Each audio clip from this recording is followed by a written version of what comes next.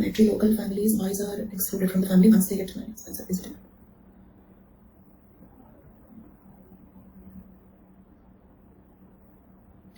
Shweta, the question is too long. I will see a bit later.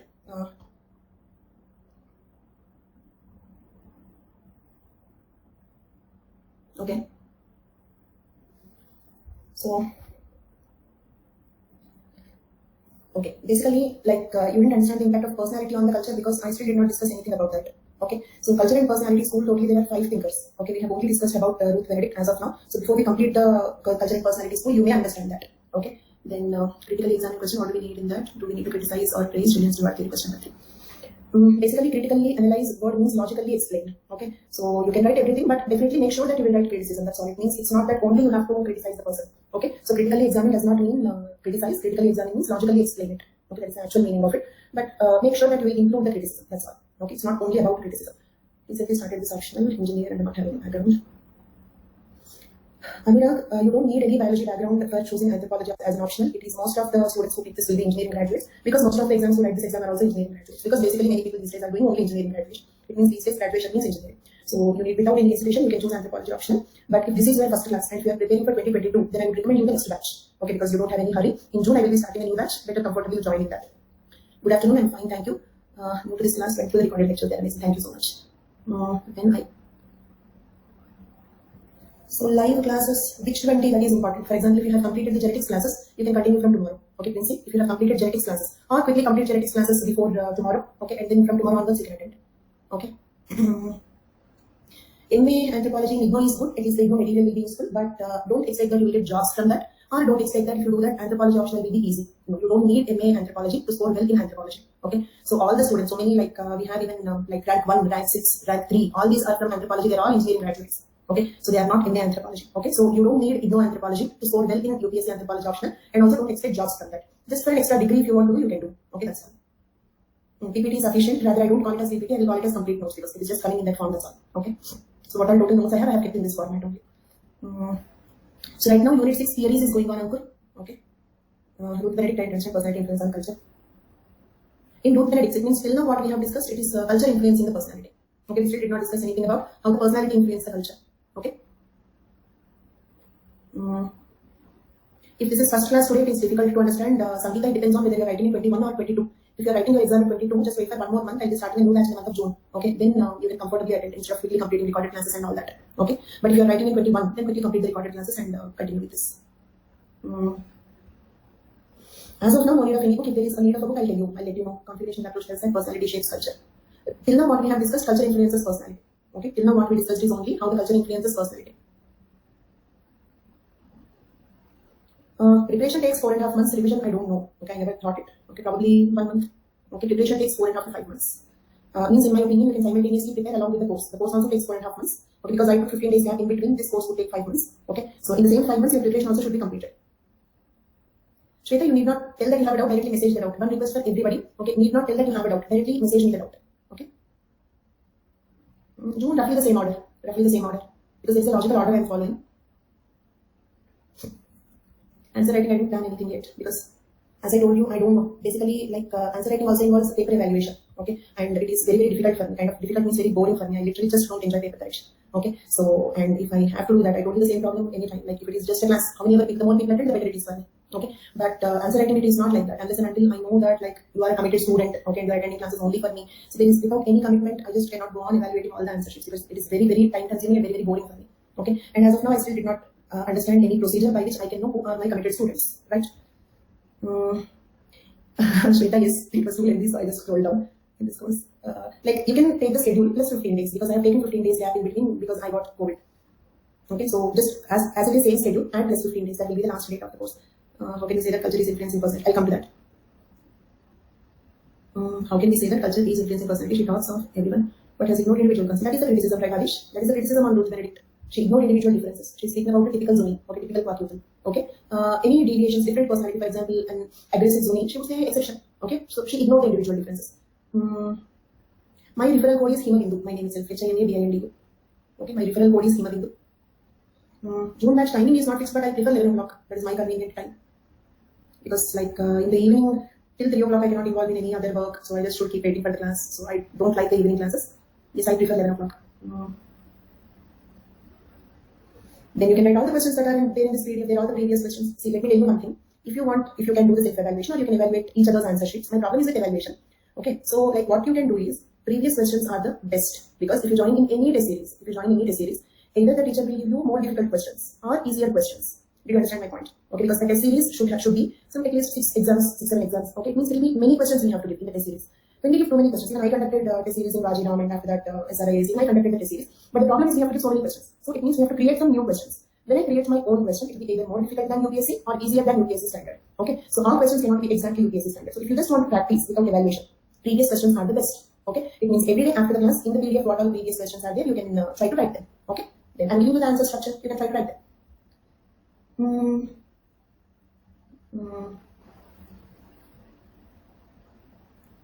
11 o'clock, not suitable.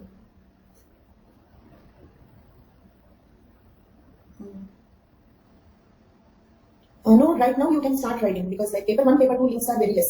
Okay, and we are almost completing social anthropology, so you can start writing the questions. Whatever links you have, they're already established. Paper 1, paper 2 links are less. Between different social anthropology units, we have link like economic anthropology theories, research methods theories. Okay, so at least once we complete entire paper 1 social anthropology, then you can start writing. Okay, you will get a complete picture. Okay, so we are dividing the syllabus into socio-cultural anthropology. Socio-cultural anthropology. This is, okay, just look at this carefully, all of you. I'll give you some briefings. See, socio-cultural. This is unit 2 to 7 of, 2 to 8 of paper 1. Okay, then we have physical anthropology. Physical anthropology is 1, 9 to 12. 1, 9, 10, 11, 12 of paper 1. Okay, then we have Indian anthropology. Indian anthropology. This is unit 2 to 5 of paper 2. 2 to 5 of paper. Of course, total paper 2 is Indian anthropology, but I'm just subdividing it. Then we have tribal India. Tribal India is 6 to 9, 6, 7, 8, 9 of paper 2. Got it? Then we have archaeology. Archaeology is 1.8 of paper 1 plus unit 1 of paper 2. Did you understand? Unit 1 of paper 2.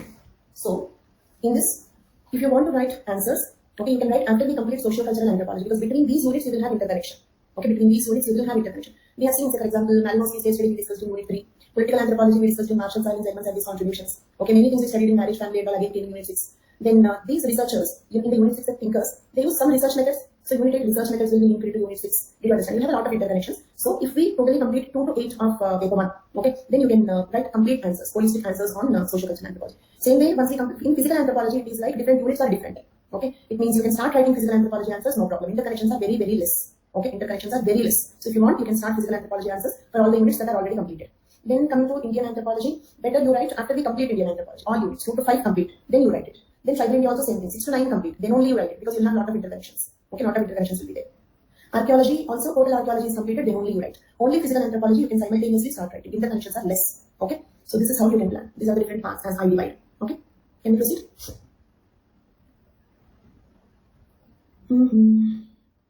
Answer writing, I'm just not telling no for it. Basically, one point is, this is not time for answer writing. Okay, this is just not the time for answer writing. See, let us suppose if you are writing 21 prelims. Right now, you are focused to, this is very important instruction, please listen. Okay, so if you are writing 21 prelims, okay, then your focus at this moment should be totally on the prelims. Okay, then let us suppose you are writing in 22 or 23. You are very young, you are writing in 22, 23. Now, no hurry. If we complete the total syllabus, your idea will be different.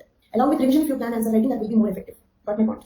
So, whether you are writing in 21 or 22, 23, this is not the time for answer writing. Okay, so right now, like in general, I have a habit that I will focus on only one thing at a time. Okay, so right now, like my focus is on teaching. By the time the prelims is completed, maybe I'll have a plan for answer writing also. I said I did not have any procedure. Okay, I could not understand who are my committed students. Okay, so by then I will find a procedure. Okay, because we have time, more than 1 2 months time we have. So after prelims you can plan. Okay, so this is just not the time for answer writing. Okay, I may. Okay, it's not that I will not. Nothing till now. Every year I have taken test series, but through an academic platform, I did not still understand how to do it. Okay, how to evaluate, how you will give me, how I will give you, how should I know who are you? Okay, so these are all the questions that I have.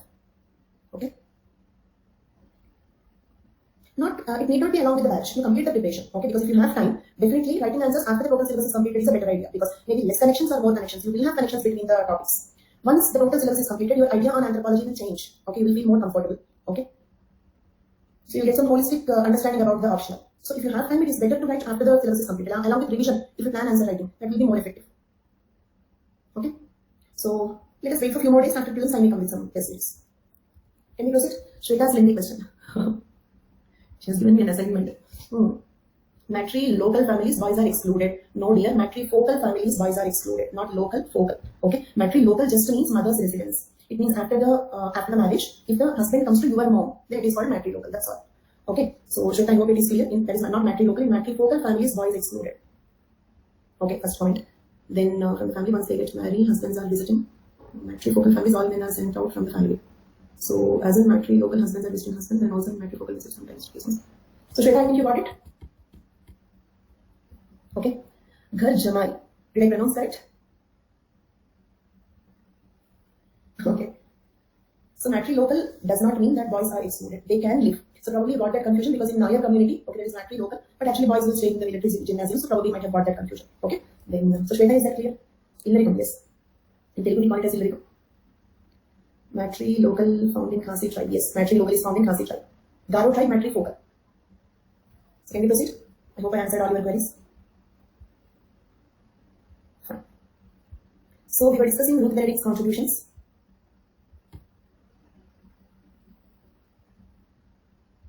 So she studied 3 societies: the Zuni society, okay, friendly, Quaquetal society, aggressive, ambitious, okay, and they one is paranoid psychology, okay, Zuni, Apollonian, and Quaquetal, Dionysian, and they one paranoid psychology, okay.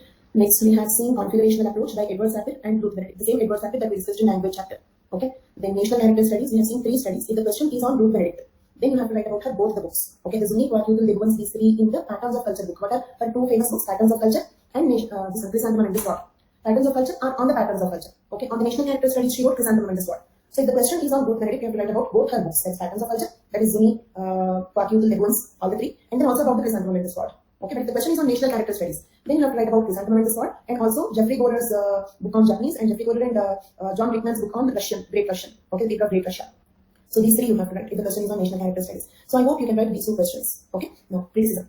She de-emphasized, means she did not give sufficient importance. Okay, she de-emphasized or neglected non-confirming data. Non-confirming data means what? Probably in Zuni, if she find any aggressive personality, she de-emphasized the importance, saying that's an exception. Okay, but most of them are like this, like that. But it is not even most of them. A typical Zuni is like that. Okay, so this is somebody's odd man out exception kind of thing. Okay, non-confirming data means what? The big ones are paranoid. So if she sees any confident, stronger person in the ones, she says odd man out exception, like that.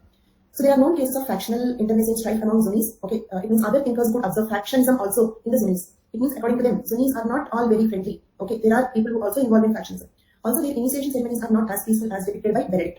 Okay, so other thinkers are contradicting with her. Okay, they said, like Benedict said, their initiation ceremonies are not very peaceful. They are also kind of proving the stamina. Okay, such things are there, and they even involved in the faction. They are not all very peaceful, friendly, soft-spoken people. Okay, so did you understand the first point? Yes, configurational approach also you have to write her. There. Same way, Quaquetal people are many times humble in their behavior. She neglected individual differences and individual adaptations to culture. Okay, she neglected individual differences and individual adaptations to culture. Right? Though we all have same culture, the way we adjust with our culture, the way we adapt to our culture can be different. So those differences she ignored. Then according to Morris Opler, a single culture may have multiple ideas and themes. So all people need not have the same culture. So these are the points of criticism.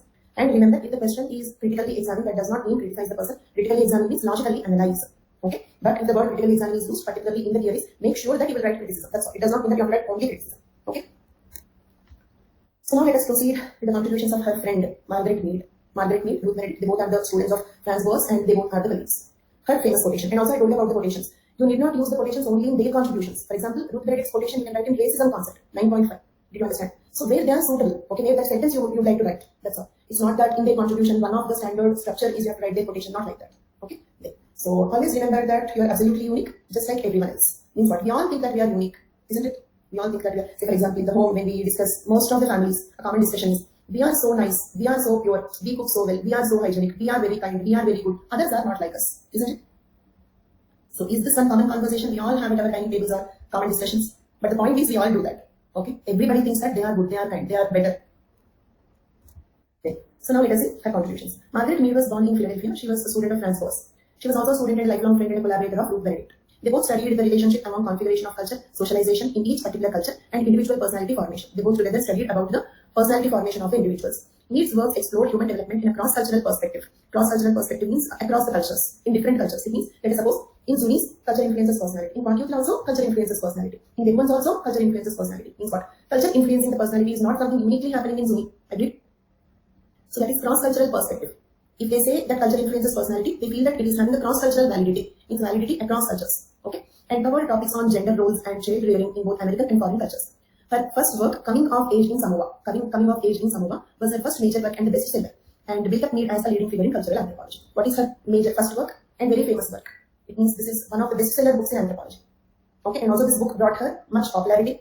Okay, so she became a leading figure in cultural anthropology with this book. The book title is Coming of Age in Samoa. Okay, so now we will discuss what is there in this book. Okay, so in this slide I have given what is there in this book. Let me first explain, then we will go back to this slide. Okay, Coming of Age in Samoa. In that book, basically coming of age means what? Coming of age means adolescence. She's speaking about adolescence. Okay, coming into the adolescence age. Adolescence, that is coming of age. Okay, what you will call in Hindi? Coming of age. Javani, Kishore. Okay, good, fine. So, this coming of age, okay, Kishore Avastha, fine. So, adolescence or coming of age, she discussed about coming of age in America and Samoa. Okay, coming of age in America and Samoa. Okay, and her proposal is the adolescents in America are stressed. Okay, rebellion, isn't it? You also hear in the news an adolescent shot the other person dead or committing suicide, not listening to the parents, being very aggressive. Okay, stressed, rebellion, whatever you say no. Okay, so this is stressed, rebellion. Okay, these two. Okay, then in America, but in Samoa, her observation is they are relaxed. They are not rebellion. They are not stressed. Okay, so this is her observation. Okay, this is her observation.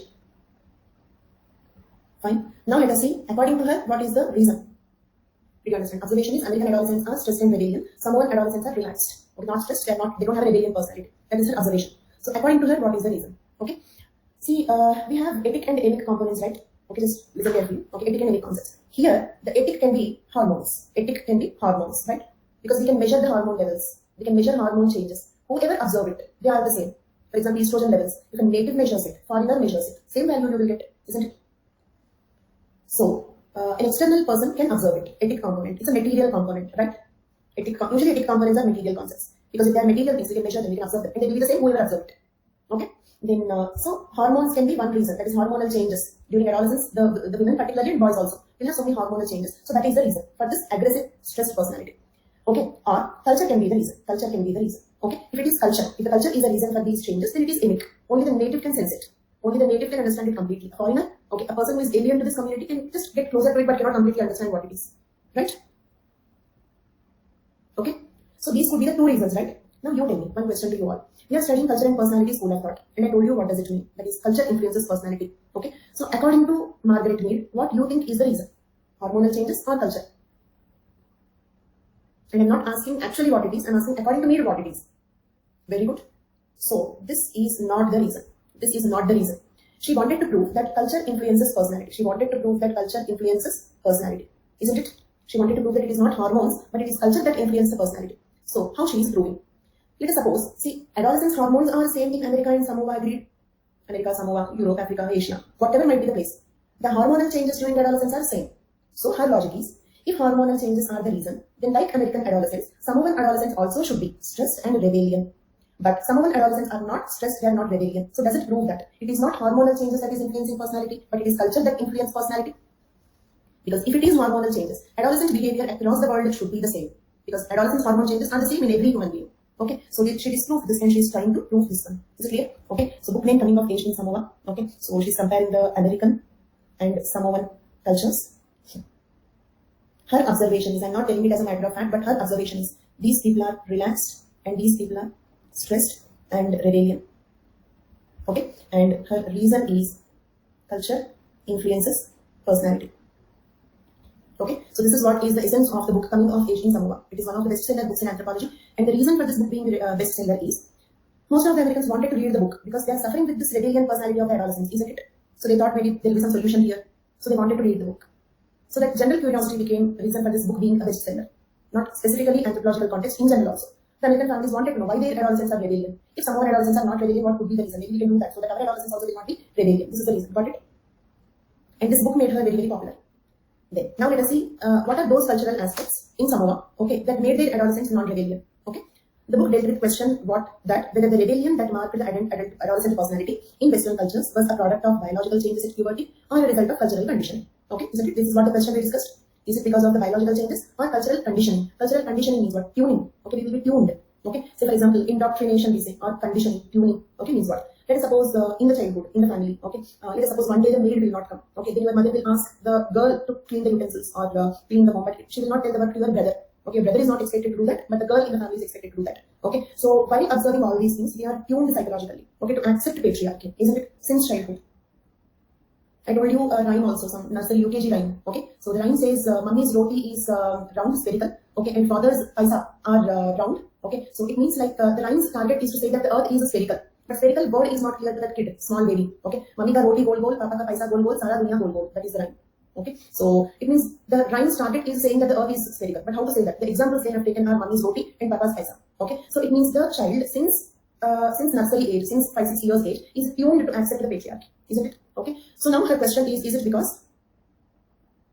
Okay, so like the question is like whether the adolescent rebellion is because of the cultural condition, cultural tuning, we also call it as indoctrination, okay, or is it because of the biological change? She found that the whole cultural mood of Samoa was much less emotional than America. Facts of birth, death, and sex are not hidden from the children. Look at this: facts of birth, death, and sex are not hidden from the children. Means what? In our cultures, say for example, America and Samoa, in our culture also, these three things are kept secret to the children, isn't it? So for example, the child asks the parent, "How am I born?" Then the parent says, "God gifted you." Okay, and then like grandfather or grandmother dies, then the child asks what happened to the grandmother. Went to the God. Okay, God loved her, so he took her towards him. Okay, and about the sex also, about all these things, the parents keep them as secret to the children. Okay, so because of this, what happens? So if all these things are kept secret, then it will create some tension. Let us suppose during adolescence age, some biological changes are coming, hormonal changes, physical changes, some new thoughts. Okay, maybe some sexual needs. Is it clear? Then the adolescent usually will have a kind of guilt. Okay, means they may feel not in these days. In these days, like we have so much of internet, so much of knowledge, so much of awareness, parents need not say anything to the children. But she is speaking about the time period when she wrote the book. Is it clear? So when these things are kept as a secret to the children, when the children will get those ideas, they will feel guilty, isn't it? Because they feel that maybe, okay, maybe I'm bad. That is the reason I'm getting these thoughts. Okay, that's the reason I'm getting such thoughts, isn't it? Is it a possible idea? Maybe I'm bad, I'm guilty, so I'm getting bad thoughts. Okay, probably others will not get such thoughts. Maybe these biological changes are happening only to me. Maybe I'm not normal, isn't it? Okay, especially in the olden days when the social media, when these internet facilities are not available. So according to her, okay, that could be a reason for the adolescent stress and rebellion personality. Whereas in Samoa, the facts of birth, death, and sex are not kept as a secret from the children. They are not hidden from the children. Okay, they are not hidden from the children. Premarital sex was considered natural. Okay, let us suppose during adolescence age, they will start getting the sexual thoughts. Okay, but the marriage at 28 or 30, so they have to suppress these sexual thoughts till then. Do you understand? Otherwise, involved in some relations that will also be associated with some guilt, secrecy, guilt, stress, all these things. But according to her, in Samoa, premarital sex was considered natural, so they need not suppress their sexual needs till marriage. Okay, they can openly discuss. Adolescents were not confronted with the necessity of selecting from variety of often conflicting standards of ethics and values. Okay, means what they need not worry whether it is ethical or not. Is thinking like this ethical? Okay, let us suppose in these days, let us suppose a boy is in a living relation before the marriage. Okay, but constantly might be thinking, is it ethical or wrong? Is it ethical or not? I'm hiding it with my parents. Am I bad? Isn't it? But just imagine, what if it is not socially prohibited? If the premarital sex is socially permitted, they will not have this guilt. Say you are in any degree of relation with a girl or boy and you are hiding it with your parents. Will it create some sort of guilt, secrecy, stress, right? So this Samoan adolescents do not require all those things because they openly discuss all these things. Premarital sex is permitted, so they need not worry about ethics and values, whether it is ethical. Will it match with my family values? Okay, no such confusions. Adolescence was not marked by stress. Thus, Need wrote that the girls' minds were not perplexed. Okay, the girls' minds were perplexed by no conflicts. Means what? Perplexed means confused. Perplexed means confused. The girls' minds were perplexed by no conflicts. The sentence means they are not perplexed. Any conflicts are not confusing their minds, isn't it? Clear till now? Troubled by no philosophical queries, whether it is ethical or not. Maybe I am bad, maybe I am guilty, maybe I am cheating my parents. Okay, maybe I am cheating my like relatives. Okay, so beset means surrounded or covered by no remote ambitions. Okay, also one more thing. American society is a very ambitious society, isn't it? Everyone wants to become successful, better, ambitious society. Whereas according to us, Samoa is not an ambitious society. Basically, Samoa is a tribe, so primitive people. Samoa is a tribe, so primitive people. So they don't have ambitions, right? They happily lead their life, subsistence economy. Okay, it is merely subsistence economy. They don't have high ambitions at all. Okay, so let us suppose if adolescents face problem, okay, conflicts because of two reasons. One is ambition. Second one is sexual matters, isn't it? These are the two problems. Whatever you say directly or indirectly, all the problems, all the conflicts will come to any of these two. Okay, I want to become an IAS officer, I want to become a doctor, or like something. Okay, but will I become that? Will it be possible? Stress till you achieve the goal. But what if you don't have an ambition at all? Say for example, primitive tribes like Sentinelese, okay, on this Jaraba. Okay, do you think they will have an ambition that by 23 years I have to become something? Simple life, right?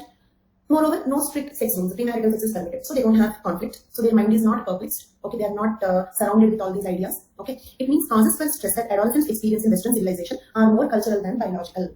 Is the conclusion clear? This you can write under a subheading conclusion. Okay, can use a subheading. The stress that adolescents experience in Western civilization are more cultural than biological. Okay, so like this, she is proving that as per her observations. Okay, she's proving that, okay, it's not biological things, but it is culture that influences personality. So as of now, do you agree that it means, do you agree means not as a matter of fact? Okay, did you understand what they said? Culture influences personality. Agreed? Understood? Agreed is a wrong question, I think. Understood? Because you need not agree. You need not agree that culture influences personality. Okay? But we understood that they are saying that culture influences personality. Then, fine. In another important work, this is Coming of Age in Samoa book is over. We are discussing about her second book. We have seen why that book became bestseller, how she became popular, what she wrote in the book. All the three things are clear for us. Now we are discussing the second book. Sex and Temperament in Three Primitive Societies. The second book is Sex and Temperament in Three Different Societies.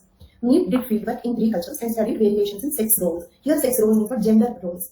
Means what do they expect from the women? What do they expect from the men? Okay, that aspect. What are those 3 societies? Remember the names Arapesh, Mundugumar, Chambuli. Arapesh, Mundugumar, Chambuli. Clear?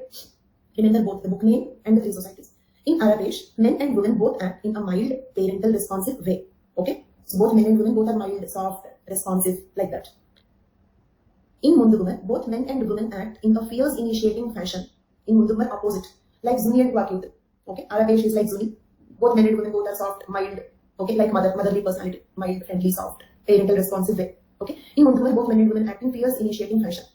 In Chambuli, men act according to our stereotype for women. It means what we expect from the women. In Chambuli, men do that. Do you understand? It means they wear curls, they curl their hair, they go for shopping, etc. In general, in our societies, these are what we expect from the women, right? In fact, boys take more time in shopping, but girls take more time in shopping is a blame. Fierce means aggressive.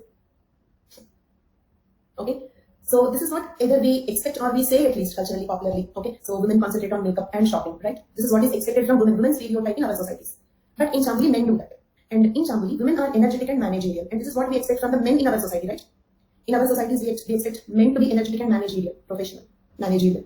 So what we expect from the men in our society, Chambuli women are like that. Means Chambuli men are like what we expect from the, what is the stereotype of women in our societies. And Chambuli women are like the men stereotype. Got it? Now, till now, let us take 7 examples. What are those 7 examples? Okay, simple. Arapesh is something like Ruth Benedict's Zuni society. Men, women both are soft, friendly, parental, responsive personality. In Mundugumar, this is like Kwakyut, like they are fierce, initiating, means fighting, aggressive, shouting, ambitious. Okay, they compete with each other. In the competition, they're ready to do whatever it is, kind of. Okay, then in Chambuli, men are like women, women are like men. Like women means what? Like what our societies expect the women to be. Okay, why am I being careful in saying that? Because women need not be like that. But this is what the women are stereotyped. Okay, men here, this word both should not be there. Okay, men act according to our stereotype for women, wear curls, go shopping, etc. Women are energetic and managerial. Got it? So now let us take total 7 examples. What are the 7 examples? Ruth Benedict's Zuni, Kwakyut, Devon. Then Margaret Mead's Samoa. Then Margaret Mead's Arapesh, Mundugumar, Chambuli. 7 examples I have taken. Okay. In all these 7 examples, what is the common point? Common point is, okay, individual differences are not there. Do you understand? All Zunis are friendly. All Arapesh people are friendly, mild. All Kwakyut people and Mundugumar people are fierce, initiating or frightening or aggressive, fighting, competing people. Okay. Then all the ones are paranoid. In Samoa, all adolescents are relaxed. Okay, in Samoa, all adolescents are relaxed. In Western societies, all adolescents are rebellion. 8th example, Western societies, all adolescents are rebellion. Maybe there can be very obedient adolescents also. Possible? Okay, so ignored. Then in Chambuli, all women are energetic and managerial. How? Okay, and all men are wearing curls and going for shopping. How? Okay, did you understand? So this is generalization, stereotyping. Okay, and one explanation given by Margaret Mead is if there are biological changes, all cultures should be alike, but there are cultural differences, isn't it? Zunis are different, Kwakyut are different, Arapesh are different, Mundugumar are different. Okay. Then Americans are different, Western communities, adolescents are different, Samoan adolescents are different. So this cannot be biological reasons, this should be cultural tuning or indoctrination. Okay, means we will be as what our cultures expect, isn't it? We do many things because it is what is expected from the society, right? For example, if a boy cries, okay, then everybody says, "Yeah, you're crying like a girl." Is it clear? Then what he will do? Poor. Okay, like he will try to suppress it. He will not dare to cry, at least in the public, because they say, "Why are you crying like a girl?" So this is what is stereotyping. Okay, women should not laugh, men should not cry. Okay. And I told you another example also. You tell me, like, if you go to attend a birthday party of a 6-year-old girl, which toys you would gift? Birthday party of a 6-year-old, some doll Barbie dolls, or doctor kit, or kitchen set. In the market, in the toy store, you have a kitchen set, right? Did you ever gift that kitchen set to a boy? Did you ever give that kitchen set as a gift to a boy? Never, right? Car, flight, gun. These are the things we give to the boy. Right? Okay, so this is all called as cultural conditioning, okay, cultural tuning or indoctrination.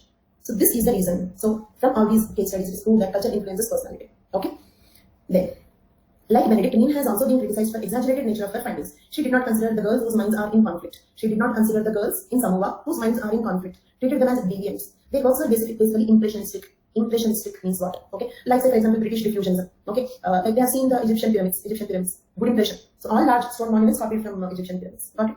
Same way probably when Ruth Benedict went to Zuni, she first met with some people who are soft and friendly. Okay, so she made an impression that okay, these are all soft people. After that, she has seen a very aggressive Zuni also. Then she ignored. But her impression on Zunis is they are soft.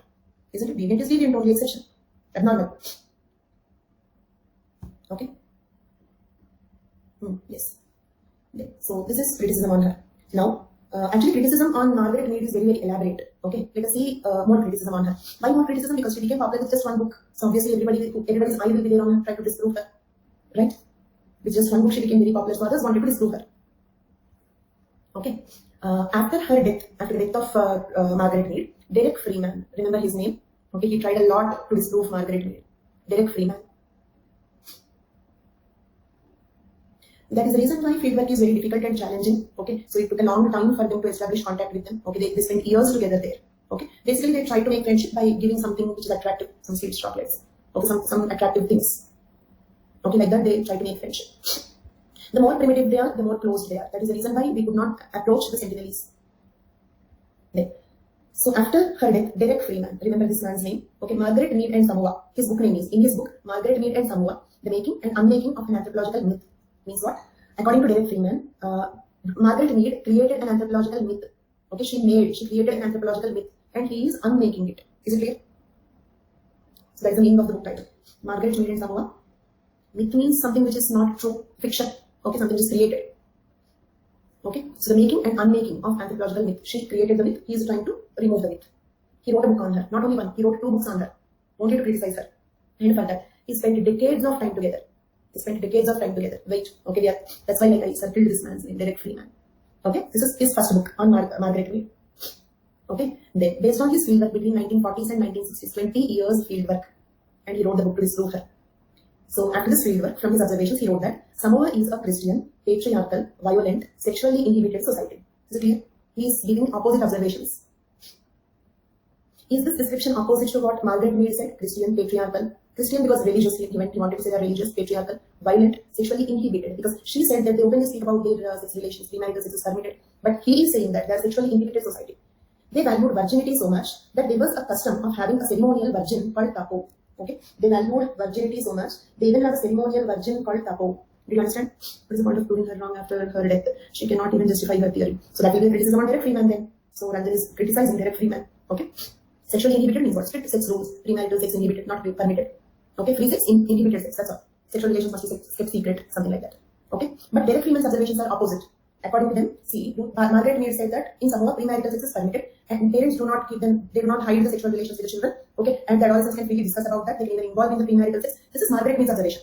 Okay, wait. Okay, so, but Derek Freeman's observations are opposite. According to him, they are patriarchal, violent, sexually inhibited. They give a lot of importance to virginity, so much that they even have a custom of ceremonial virgin called tapo. Okay, the observations about same society be opposite. That is, what is the point? Wait, we'll come to that conclusion. Okay, that is what is impressionistic observation. That is the reason why Franz Boas is warning them like that. Virginity means, Google search, virginity means not having a sexual relation yet. Okay, not yet had a sexual relation, that's all. Okay, then, so here, like Edward is asking, how can 2 people have opposite observations? This is the problem with being impressionistic. This is the problem with being impressionistic. Maybe the people she met are like that, the people he met are like that. Okay, and they ignored other examples because comfortably they wanted these observations. They have taken those. See, for example, in your laboratory +2 degree, in your laboratory, did you ever manipulate your results? For example, graph. Okay, you have to make a graph. Some points are not matching. We ignore the readings and we put the dots wherever we want. Okay, very neat graph, right? This is something like that. Okay, that is a problem with impressionistic observations. Okay, we'll come to that also. Wait. So, did you understand this concept of ceremonial virgin tapo? Whose chastity? Chastity means what? Abstaining from sex. Okay, purity, virginity, chastity. Whose chastity? The entire village zealously guarded. Means they all see to it that this tapo will not be involved in sexual relationship. Do you understand? Kind of, not exactly. In some societies there is something like Devdasi dedicated to God. Okay, best example is in Christian nun. Devdasi is not a correct example because they are also kind of different concept. So Christian nun is the best example, right? Dedicated to God. So she should not get married. She should not involve in sexual relation like that. Brahmachari. If it is in the case of boys. Satvi, Jain Satvis, very good. Jain Satvis, Christian nuns. Okay, and Samoan Tapo. Got it? Jain Satvis, Christian nun. Okay, and Samoan Tapo. Okay, memorize this name, please. Got it? Ceremonial virgin, whose chastity the entire village zealously got it. A custom he did not even mention. Okay, see, they have this concept of maintaining the virginity. Is it not contradicting the point that they have premarital sex, free sex, and all that? So, are Derek Freeman's observations opposite to the observations of Margaret Mead? Yes, they dedicate a few people like Tapo. Girl. Tapo is a girl. Okay, that's why Brahmacharya ignored the word Sarjan, Sadhi, Christian, none, they said those are the best examples. Okay. So, in 1983, American Anthropological Annunciation denunciated his book as poorly written, unscientific, irresponsible, and misleading. Did you understand? So, see, from this what you have to understand is, say, let us suppose you have a criticism. Does not mean the thinker is wrong. Maybe the criticism can be wrong, right? Is there a chance that the critic can be wrong and the thinker can be right? So, when you have a criticism does not mean that the thinker is wrong, and when you don't have a criticism does not mean that the thinker is right. Okay? In theories, we don't have rights and wrongs. Here, this American Anthropological Association is criticizing, okay, and also denounced his book. Okay, American Anthropological Association denounced his book, saying that it is poorly written, unscientific, irresponsible, and misleading. Then he was not, okay, he did not stop with that. Here till now, he went to Samoa again and met needs informant Fa'apua. Okay, 20 years he spent and he wrote a book. The book was denounced. Then he did not stop. He went to Samoa once again. He went to Samoa again. This time, he directly met with needs informant Fa'apua. She herself was a Tapo. Did you understand? This is name. Tapo is something like Sadhvi or nun. That's a general word. Okay, Fa'apua is her name. Okay, so this time he directly met needs informant. Informant means what? In anthropological research, one of the important methods is interview. One of the important methods is interview. Means we go there and ask them about them. Okay, so what they say, from that we understand. Did you understand? Got it? So when the thinkers conduct an interview, they choose an informant. Informant should be a person who knows about their culture, who can give the answers in a responsible, serious way. Okay? And after he met with Fa'apua, he wrote another book, The Fateful Coaxing of Margaret Mead, a historical analysis of her Samoan research. This is the second book, when 1983. So 1940 to 1983, 43 years he spent to disprove that book, Coming of Age in Samoa. Clear? In which he wrote, according to Fa'apua, this is interesting, listen. According to Fa'apua, the girls were all lying and joking with Mead about their sex lives, which Mead took seriously.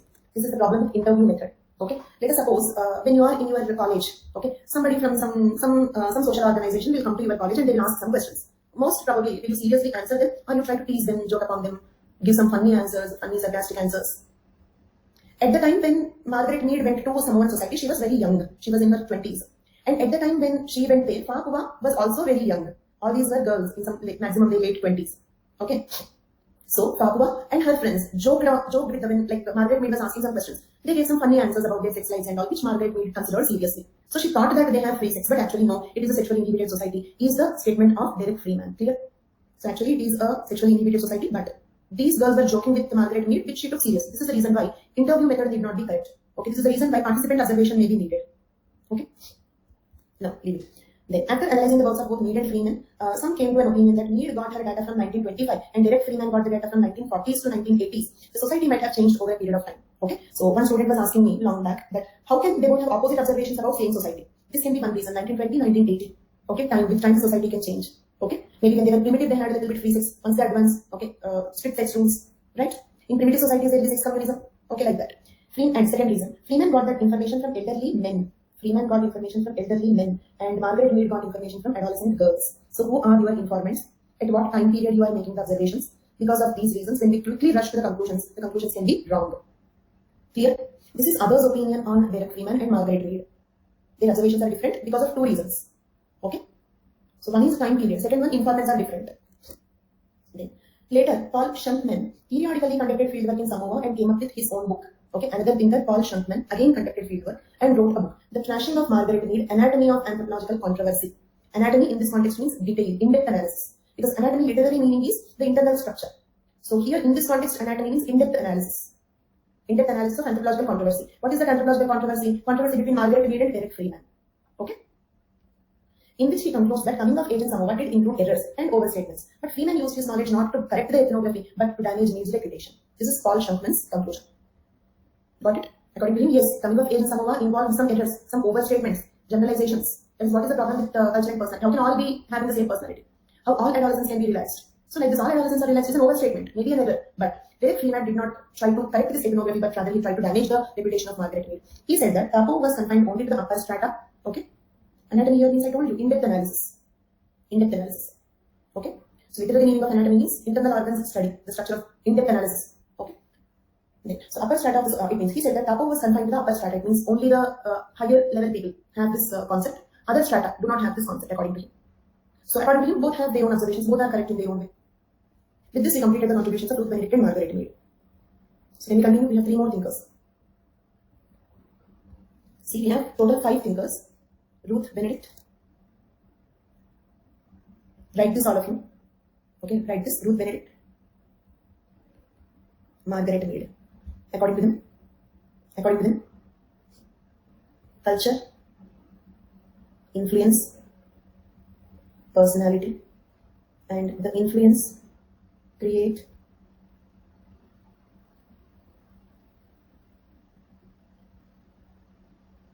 homogeneity. Okay. Abram Gardiner, Ralph Linton, Cora, Du Bois. These are the 3 more thinkers. According to them, culture, influence, personality, but the influence need not create homogeneity. Got it? Okay, write this down. We have total 5 thinkers. Ruth Benedict and Margaret Mead are similar. Okay. Abram Gardiner, Ralph Linton, Cora, Du Bois observations are similar. And they both are different. These two, 1 and 2 are different from 3, 4, 5. And 3, 4, 5 are similar, 1 and 2 are similar. Clear? But between them there is a common point. What is common point? All the 5 said culture influences personality. All the 5 said culture influences personality. But Ruth Benedict and Margaret Mead opinion is this influence will create homogeneity. Homogeneity means what? All people in a given culture will have same personality. Isn't it? All Zoomies are friendly. All big ones are paranoid. Isn't it? Homogeneity, uniformity. All Samoan adolescents are relaxed. All Western adolescents are rebellion. Okay? Homogeneity, uniformity. All are same. But these 3 thinkers say that culture influences personality. Okay? But the influence need not create homogeneity. Means culture influences personality. But because of the influence, all people need not become similar. The people can be different. They can still have different personality. Got it? Can you proceed? So, when they say culture influence personality, but the influence need not create homogeneity, means people can have different personalities. Now we have to discuss what could be the reason for the difference. When culture influences personality, when all the people are there in the same culture, then why they can have different personality? Is the question clear? Yes, configurational approach means personality influence culture. So now our question is, if the culture influences personality, because they are agreeing with this, then all of them are in the same culture. So how can they have different personality? This is our question. If the question is clear, we'll proceed with the answer. Correct? Now, Abram Gardiner. Gardiner was born in New York City and was one of the founders of the New York Psychoanalytical Institution. He was a neo-Freudian thinker.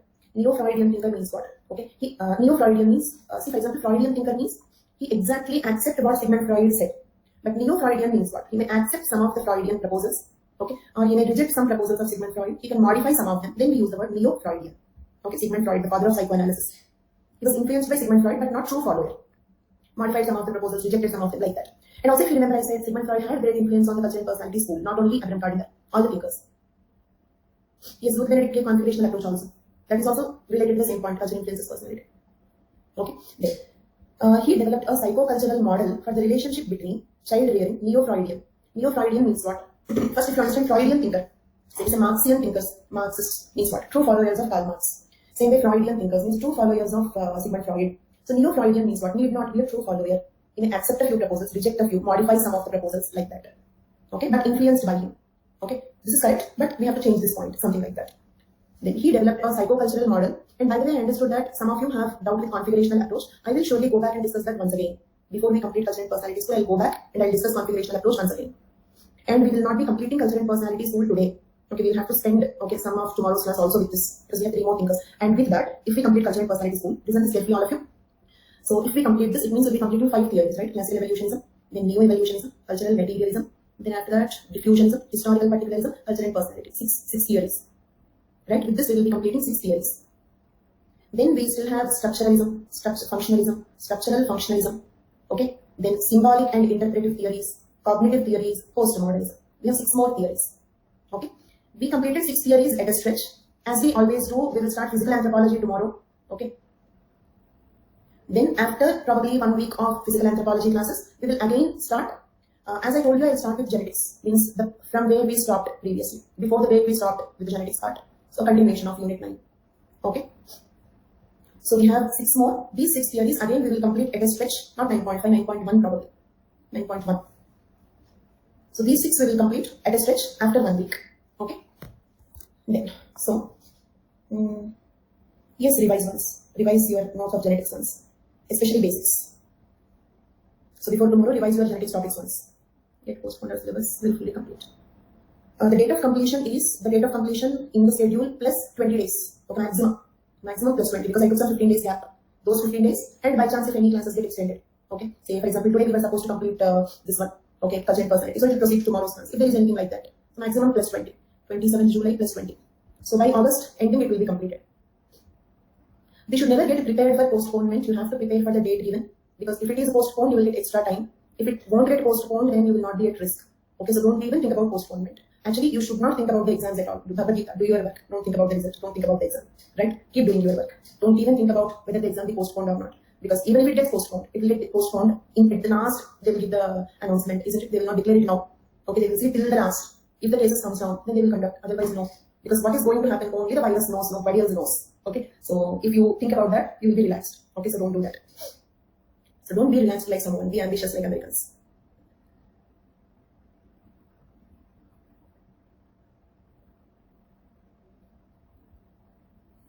Okay, so now coming to Cardigan's contributions.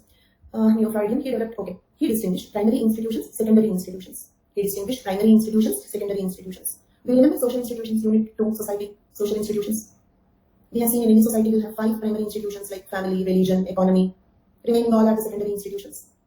And we even discussed questions like, is marriage a social institution, is family a social institution? Okay. And marriage is a secondary institution derived from the primary institution called family. So like that, he is also dividing social institutions into 2 types, primary institutions, secondary institutions. But his criteria are different. If you remember in our earlier discussion, what was the criteria? Primary institutions are naturally formed, secondary institutions require human intellectuality. Right? Family naturally formed, even dogs will have a family, even elephants will have a family. But marriage, okay, you need a lot of intellectuality for that. Whether it should be monogamy, numbers, calculation, okay, all that. Marriage is a social contract. For that, it's not just group living. So that was the criteria, isn't it? With less human intellectuality, something natural, without much creativity, intelligence, something what even animals have, that is primary. Secondary institutions, that's for example, economy, primary institutions. Even a tiger will have economy. What economy? Hunting and gathering. Did you understand? So primary. Banking, secondary. Okay, because that requires a lot of human intelligence. That was our criteria, but here, Cardinal's criteria is not that. He is also dividing the social institutions into primary and secondary, but not based on that criteria.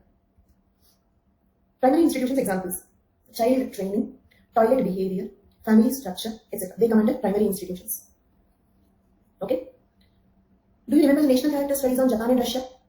In both the books, what was the concept? Toilet training or child rearing. Even chrysanthemum and this word also. Child rearing, isn't it? So, in national character studies, what we studied? That is child training, toilet behavior, and family structure. We are adding, Cardinal is adding one more point, family structure. Means what kind of family is it? Is it patriarchal, matriarchal? What kind of family it is? Okay. Secondary institutions such as religion, art, etc. Secondary institutions are religion, art, etc. So, understood what are the primary and secondary institutions according to Cardinal? Okay. In this, you tell me, out of these 2, primary institutions, secondary institutions, out of these 2, which one determine or influence the personality of the people? Out of these 2, which one determines the personality of the people? Very good, primary institutions. And that is what is there in the national character studies also. Why Japanese are brutal in the war? Because of the severe toilet training. Why Russians have maniac depressive personality? Because of the swaddling. Why Japanese are sadistic? Because of the chrysanthemum and the sword treatment. It's very delicate in the childhood, very harsh in the adolescence. Okay, so from all those, and also according to Adam Cardinal's proposal, primary institutions determine personality. Okay, then. So now tell me, do you, okay, there can be strong religious people here, okay, but in general, say for example, is Bible written by the people? Same way is Vedas, Bhagavad Gita, Bible, Quran. They're all written by the Ramayana, written by a person. Ramayana, Bhagavad, Vedas, Bhagavad Gita. They're all written by the people. So in a way, we write what we think is correct, right? Christians wrote what they think is correct. Muslims wrote what they think is correct. Hindus wrote what they think is correct. Okay. So in that way, can I say that our personality influences our religion and our art? Okay, Quran came from the sky. Okay, he is saying, okay, Quran come from the sky. This is the reason why, if you observe, I hesitated for 2 minutes to say that. Yes, if you believe, Bhagavad Gita is said by Krishna. Quran came from the sky. Okay. Shan Gujjar is saying the Quran is not written by any person. I know. That is the reason why I hesitated 2 minutes. Okay, to say that. But let us say, according to science, according to like if I have to give evidence, if I have to be scientific rational, then can we say like that? I don't want to like disprove your feelings, or I don't want to discourage you, or I don't want to prove you wrong. But if we have to be scientific rational, yeah, if you don't believe in science, it is okay. But if we want to be scientific, if we have to be scientific and logical, then we can say like that people wrote the religion. It means people wrote those books. Like with hesitation I said that, and also very carefully I'm saying it now. If we have to be scientific, okay. See, when we are truly religious, we believe like that. When we are truly religious, we believe like that. Okay. See, at one point of time, when we did not know, I'll give you a few more examples. Of course, I've given in religion chapter also. Okay. So I gave you an example that Brahma created the Brahmins from the head. Okay, Kshatriyas from the shoulders. But this is not scientific, isn't it? Again, sperm fertilization, zygote, embryo, child is born. Okay. We are able to create artificial cell in the laboratory today. And we have artificial wombs today. A fetus can grow without the need of the mother's womb. Okay, so we are creating so much of such things these days. Okay, so same way, before we know about the eclipses, we believe that Rahu and Ketu eat away the sun or moon. Okay, eclipses and all that. So if we have to be scientific and rational, we can say that these books are religious. I'm not saying only Vedas, Quran, Bible, all religions. All religious books are written by the people. I don't know whether God created humans or not, but okay, humans created God. God is our psychological creation. Because when nobody has seen how Brahma looks like, okay, how could we draw the image? Imagination, isn't it? Okay, how Lord Shiva looks like? Imagination. Did you see Lord Shiva? Do you know that he will be like that? So that is our imagination. Okay. So it means depending on our personality. So those religious books reflect our personality. Agreed? Keeping science in the concern. We are not being religious in this class at least. Even I am not a totally atheistic person. Okay. Say for example, when I gave the test, till the report came, I was like, oh God, please save me. Okay. And for the first 1 week, okay, I was like, please save me, because people said on the 7th day, suddenly the serious symptoms are coming. Till 7 days, the people are okay, mild symptoms, only fever and all. On 7th day, suddenly oxygen deprivation and all those things are coming. So till 7th day, I was like, oh God, please save me. I'm also not a purely atheistic person. But here in this discussion, we are being scientific. Okay? So when you assume like that, okay, so it means what we write in the religious books depends on our personality and also our art forms. Do you know, like we have in paper 2, unit 1, archaeology, there is one previous question that repeated many times: prehistoric rock art, isn't it? Have you seen that question? Prehistoric rock art. You know, Ajanta and Ellora caves, you know, Bhimbetka. Did you hear about these places? So when we study the rock art, what they have drawn will depict their personality, isn't it? Their lifestyle, their personality. Okay. For example, if you take Ramayana story, that depicts monogamy. Our personality is monogamy, patriarchy. Okay. Ramayana depicts monogamy and patriarchy because Rama will not remarry, and like when he need to do some ritual, he will make golden Sita's statue and he'll do with that. Okay, in that yajna. Okay, and also like like he follows his father's order. Okay, he follows his father's order, patriarchy. Sita follows Rama to the forest. Rama's younger brother follows him to the forest. Lakshmana follows him to the forest. 14 years Vanvasa. Okay, so it means that, and also Bharata refuses to rule the kingdom. Okay. He rules the kingdom only on behalf of Rama. So from that, in patriarchy, after father, the elder brother is most important. So is this story not depicting our personality? Our religious stories, our mythological characters, our art forms. So, can I say, primary institutions, look at here. Primary institutions are those that are responsible for forming the basic personality structure. They are concerned with disciplining, gratifying, inhibiting the deviant tendencies of the young children. Okay? Primary institutions, child rearing, family structure, toilet training, they are disciplining. Okay? Gratifying means, say for example, when you do something good, your parents will appreciate. When you do something wrong, your parents will inhibit, will stop you. So, in different cultures, there will be a difference about for what the parents appreciate and for what the parents inhibit. Is it clear? What is correct according to you? What is wrong according to you? So, primary institutions are responsible for forming the basic personality structure, whereas secondary institutions are those institutions that satisfy the tensions created by the primary institutions. Secondary institutions are those that satisfy the tensions created by the primary institutions. For example, your parents expect you to be an IAS officer. Okay? So you are in the stress, then you will approach the religion, God. So religion, art forms will satisfy the tensions created by the primary institutions. Okay. He postulated the existence of basic personality structure. Remember this word, we will discuss about it, but remember the word, basic personality structure. He believed that primary institutions form basic personality structure. Basic personality structure in a society influence personality types. Okay, let us draw this as a flowchart.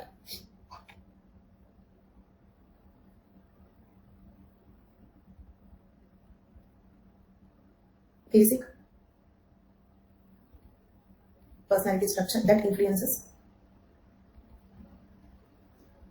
personality types, okay, which further influence secondary institutions.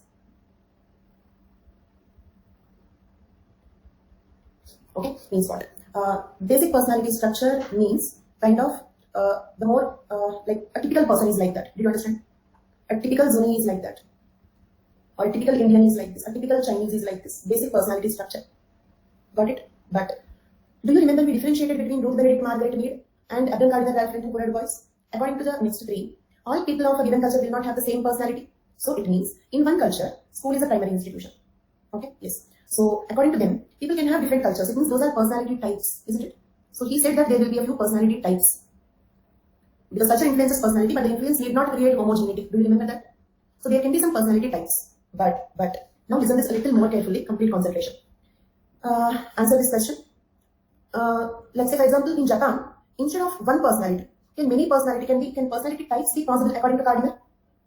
In Japan, according to Gardner, instead of a single personality, can we have a few personality types? Very good. Same way, can we have a few personality types in Russia according to Gardner? According to the first group of thinkers, no. All Russians are mania depressive. But here it is not like that. They can have different personality types. Okay? Now listen carefully. So, do you think, listen very carefully, the personality types in Japan and the personality types in Russia will be the same or different? Right? Reason is, the basic personality structure will influence the personality types, isn't it? Okay? Means what? See, deviations are possible, but the deviations will not be so much. There is a saying that even a rebel cannot break all the cultural rules. Did you understand? To some extent, he will be forced to follow the cultural rules, isn't it? If not one rule, at least the other. There is a saying that even a rebel cannot break all the cultural rules. Okay? So, when there is a basic personality structure, that will influence the people. The culture will influence. So, deviations are possible. But deviations cannot be beyond certain limit. So, there can be a few personality types in Japan, few personality types in India. But the personality types in India will be different from the personality types in Japan. Why? Because our basic personality structure is influencing us and their basic personality structure is influencing them. Agreed? Clear? So, in what way Adam Gardner is different from Margaret Mead and Ruth Benedict? Because Margaret Mead and Ruth Benedict will not agree with this, isn't it? They will not agree that there will be a few personality types. All of them will have same personality. But here, there can be personality types, there can be deviations. But deviations will not be beyond certain limit. Okay? So, the same flowchart is given in the form of paragraph here. This paragraph is explained in the form of flowchart. Clear for all of you? Next. Basic personality structure approach. Let us get a little more clarity on what is basic personality structure. This approach was developed jointly by Adam Gardner and Ralph Linton. Two thinkers together gave this concept of basic personality structure. Okay? So, basic personality structure concept was developed by whom? Adam Gardner, Ralph Linton. In response to the configurational approach. Okay, means what? They reject the configurational approach, they gave this basic personality structure approach. Gardner and Linton did not believe that culture types were adequate for differentiating societies. Instead, they offered a new approach which looks at individual members within a society and then compares the traits of these members in order to have a basic personality for each culture. Means what? Let us suppose you have 20 personality types in Japan. Do you feel there can be something common in all of them? Some 20 personality types in Japan. Do you have something, at least one thing common in all of them? That will be the basic personality structure, isn't it? That will be the basic personality structure. Understood? I'll repeat. Personality types. Okay, according to Adam Gardner, each society can have a few personality types. Okay, but they all will have something in common. That can be called as basic personality structure. Let us read out this paragraph once. Adam Gardner, Ralph Linton did not believe that cultural types were adequate for differentiating societies. Instead, they offered a new approach which looks at individual members. It means observe all the individuals within a society. Observe all individual members of a society and compare their traits to these members in order to achieve a basic personality structure. His interpretations were documented in The Individual and the Society and Psychological Frontiers of Society. These are his two important books. Okay? We all can be different, but we all have something in common. That is basic personality structure of that society. Maybe, for example, we all have monogamy, that is something in common, but does not mean all monogamous marriages are alike. So, there are different personality types, but all the personality types of a given culture have something in common. That is, whose book is? Gardner's book. Okay? Individual and the Society, Psychological Frontiers of Society. Actually, Gardner is a co-author. We'll discuss about these books again. Then criticism. He could not explain the existence of primary institutions. Okay? Did you understand it means primary institutions influence basic personality? Basic personality influences personality types. Okay? And personality types influences secondary institutions. But how the primary institutions, what influence primary institutions? How a particular set of primary institutions will come? It means, for example, strict toilet training is the reason for Japanese brutality. But why do they have strict toilet training? That could not be explained here. Did you understand? Yes, Edward. Okay, these three thinkers will have more focus on individuals rather than the whole society. Got it? So see 1, 2, 3, 4, 1 influence, 2 influence, 3 influence, 4. But what is the reason for the 1? Why they have that particular primary institutions? Why not something else? Okay. For example, why Japanese have chrysanthemum and the sword treatment of their children? Okay. Why the family structure is like that? That would not be explained. That is the criticism. Okay. So with this, I'm stopping this class here today. I will discuss configurational approach. Don't worry. Okay, we will compare it.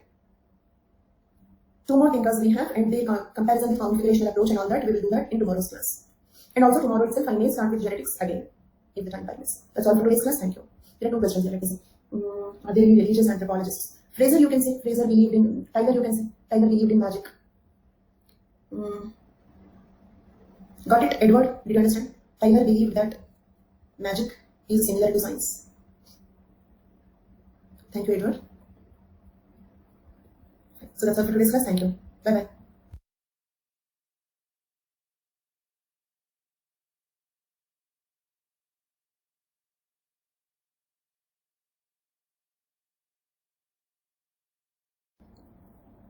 Okay. I'm so sorry.